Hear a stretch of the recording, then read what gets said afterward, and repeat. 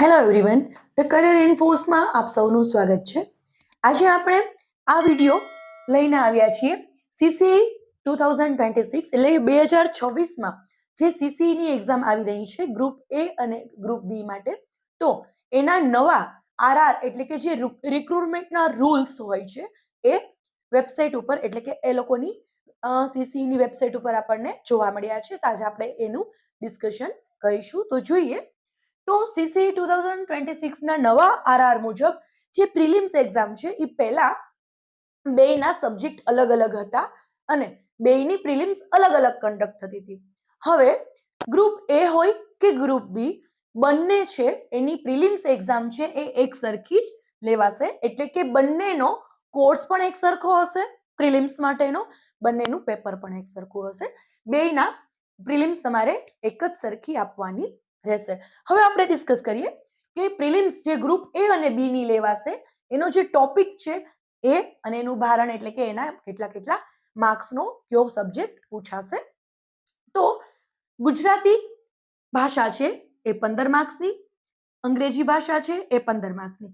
હવે આ જે બે ભાષાનું ક્વેશ્ચન હશે એ તમને કઈ રીતે પૂછાશે તો કે એમસીક્યુ બેઝ જ તમારી આ એક્ઝામ રહેવાની છે. હવે એમસીક્યુ બેઝ છે પણ આ એક્ઝામ કોમ્પ્યુટર બેઝ હશે કે તમને લેખિત લેવાશે એ લોકો એવું કહે છે કે ફોર્મ કેટલા ભરાય છે એ પ્રમાણે એ લોકો નક્કી કરશે. તો એમસીક્યુ બેઝ છે એ એવી રીતે આપણે તૈયારી કરવાની છે. પછી આપણે આગળ જોઈએ તો એ લોકોએ આગળ જે સીસીઈની એક્ઝામ લીધી એના કોર્સમાં એક ટોપિક નવો ઉમેર્યો છે. તો એ ટોપિકનું નામ છે general awareness end current affairs.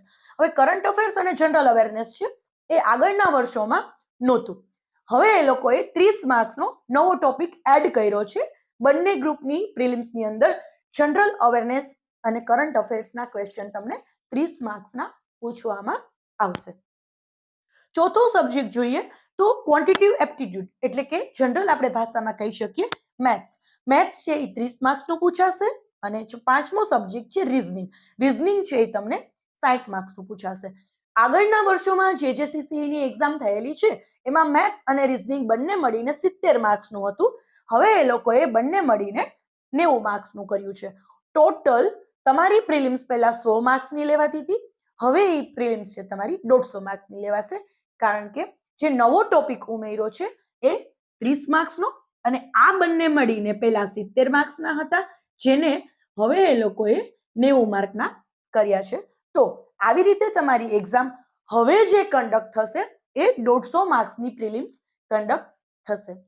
હવે આપણે જોઈએ કે આગળ જે સીસીઈ ગ્રુપ ઈ એ અને બી ની જે એક્ઝામ લેવાની હતી એ અને 2026માં જે નવા આરઆર આવ્યા છે, નવો કોર્સ આવ્યો છે, નવા સિલેબસમાં નવા જે સબ્જેક્ટ એડ થયા છે, તો એમાં કેટલો ચેન્જીસ થશે અને હવે આપણે આપણી તૈયારીની અંદર કેટલા પ્લસ પોઈન્ટ ઉમેરવાના છે તો જોઈએ.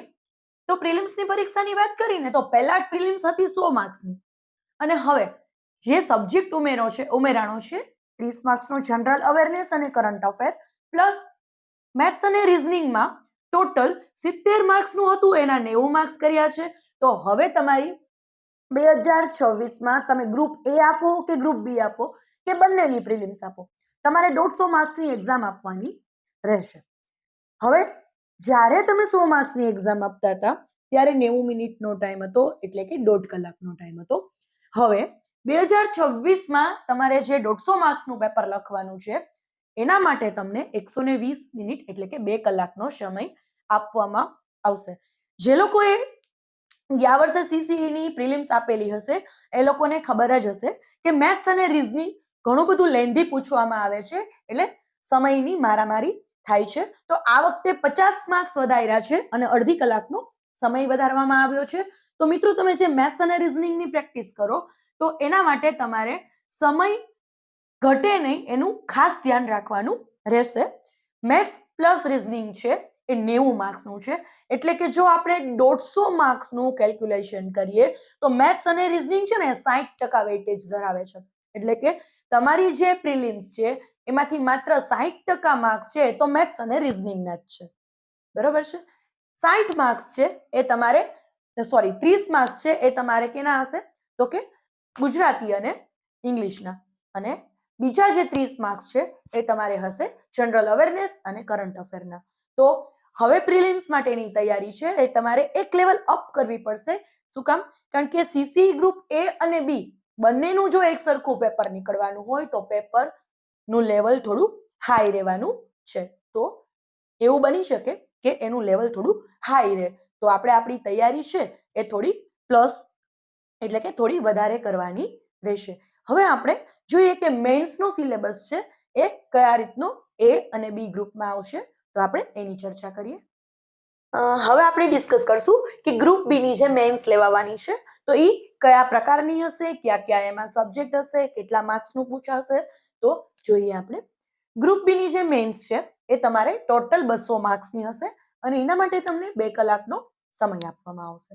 હવે ગ્રુપ એ ની છે મેન્સ એ ડિસ્ક્રિપ્ટિવ હશે અને ગ્રુપ બી ની છે એ એમસીક્યુ બેઝ લેવાશે. તો હવે આપણે જોઈએ કે કયા કયા વિષય છે એના કેટલા માર્ક્સનું તમને પૂછવામાં આવશે. તો નવા આરઆર પ્રમાણે જે નવો સિલેબસ આવ્યો છે તો એ પ્રમાણે ભારતીય બંધારણ છે એ 20 માર્ક્સનું, અર્થશાસ્ત્ર અને નીતિ આયોગ છે એ 20 માર્ક્સનું, પબ્લિક એડમિનિસ્ટ્રેશન એન્ડ ગવર્નન્સ એના 20 marks, discipline and ethics in public service એના 10 માર્ક્સ, ગવર્મેન્ટની જે સ્કીમ આવે છે એ શીખવી પડશે તમારે લોકોને, કેમ કે ગવર્મેન્ટની જે સ્કીમ છે એ 30 માર્ક્સની તમને પૂછાશે. કરંટ અફેર્સ છે ઇન્ટરનેશનલ લેવલ, એટલે કે તમારે રિજનલ પણ શીખવું પડશે, નેશનલ પણ શીખવું પડશે અને ઇન્ટરનેશનલ. એ લોકોએ આરઆર ની અંદર ચોખ્ખું લખેલું છે કે રિજનલ, નેશનલ એન્ડ ઇન્ટરનેશનલ ત્રણેય તમને પૂછવામાં આવશે. તો કરંટ અફેર છે એ તમારે ઇન્ટરનેશનલ લેવલનું કરવાનું રહેશે અને એ તમને 30 માર્ક્સનું પૂછાશે. હવે ઇતિહાસ અને ભૂગોળ છે એમાં એ લોકોએ ચોખ્ખું આરઆર ની અંદર લખેલું છે કે ઇતિહાસ અને ભૂગોળ છે એ ગુજરાતનું, એટલે કે જે history and geography of Gujarat, એટલે કે તમારે ગુજરાત લેવલનું શીખવાનું રહેશે. સાંસ્કૃતિક વારસો છે એમાં તમને આર્ટ અને લિટરેચર છે એ બે તમારે ભણવાનું છે. તો આર્ટ અને લિટરેચર છે એ પણ તમારે ગુજરાતનું ભણવાનું છે, એટલે કે હિસ્ટ્રી, જીઓગ્રાફી અને સાંસ્કૃતિક વારસો એ ત્રણેય ટોપિક છે એ તમારે ગુજરાત લેવલના શીખવાના રહેશે. એમાં તમારે નેશનલ એટલે કે ભારત અથવા ઇન્ટરનેશનલનું કોઈ પણ વસ્તુ ભણવાની જરૂર નથી. પછી છે ગુજરાતી અને ઇંગ્લિશ, આ બંને જે લેંગ્વેજ છે એ તમને 20 માર્ક્સની છે. સોરી, આપણે આ ડિસ્કસ કરવાનું ભૂલી ગયા કે ઇતિહાસ અને ભૂગોળ છે એ 20 માર્ક્સનું, સાંસ્કૃતિક વારસો છે એ 10 માર્ક્સનું, ગુજરાતી અને ઇંગ્લિશ તમને 20 માર્ક્સનું પૂછાશે, લેંગ્વેજના ક્વેશ્ચન તમને પૂછાશે.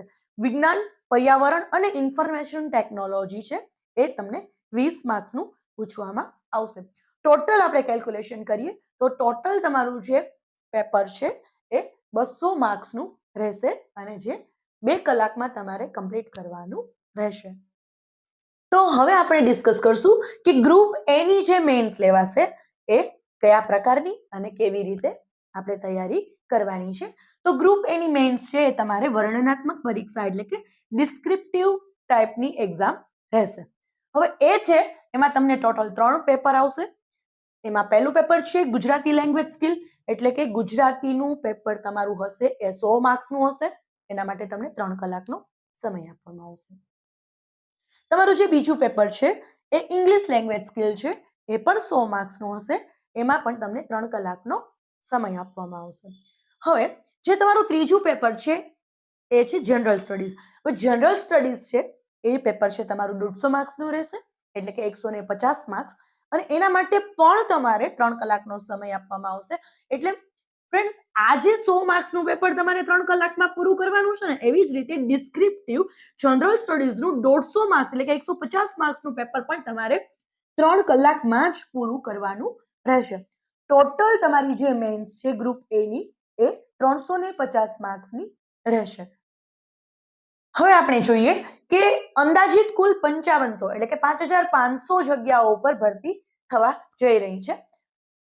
તો જે ન્યૂઝ છે એના પ્રમાણે આપણે જોઈએ તો 5500 જગ્યાના 7 ગણા ઉમેદવારોને મેન્સ માટે મેરિટમાં સામેલ કરવામાં આવશે. હવે જે આ 5500 જગ્યા છે ને, એ અને બી બંનેની કમ્બાઈન્ડ જગ્યા છે. એટલે એ અને બી બંને ગ્રુપની ટોટલ જગ્યાઓ કેટલી છે? તો કે 5500. હવે આ 5500 જગ્યાના 7 ગણા ઉમેદવારો છે, એને એ અને બી ગ્રુપના મળીને એ લોકો મેરિટ બનાવશે. એક્ઝામ પ્રિલિમ્સ પછી ઈ મેરિટમાં સામેલ કરશે, અને જે લોકો ઈ મેરિટમાં આવશે એ લોકોને મેઇન્સ આપવા મળશે. તો હવે આપણે 5500 ના 7 ગણા ગણીએ તો અંદાજિત આપણે ટોટલ મારીએ તો 38500 જેવા થાય. તો જ્યારે પ્રિલિમ્સ આપવામાં આવશે એનું મેરિટ બનશે.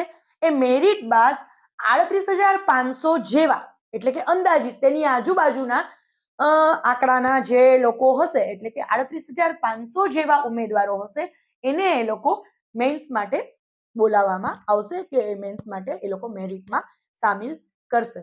તો હવે ગ્રુપ એ અને ગ્રુપ બી, જે લોકો એ અથવા બી અથવા બેયમાં એક્ઝામ દેવા માંગતા હોય તો એ લોકોને તૈયારી શરૂ કરી દેવાની રહેશે, કેમ કે 2026 ની ભરતી છે.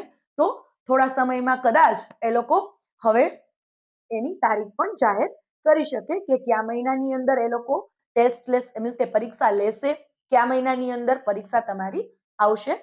જ્યારે એ ન્યૂઝ આવશે ત્યારે અમે લોકો તમને વિડીયો થ્રુ જાણ કરીશું. તો અમારી ચેનલ સાથે બન્યા રહેજો. જો તમને અમારો વિડીયો પસંદ આવ્યો હોય તો અમારા વિડીયોને લાઈક કરો, વધુમાં વધુ લોકોને શેર કરો, અને અમારી ચેનલને સબસ્ક્રાઇબ કરો. Thank you.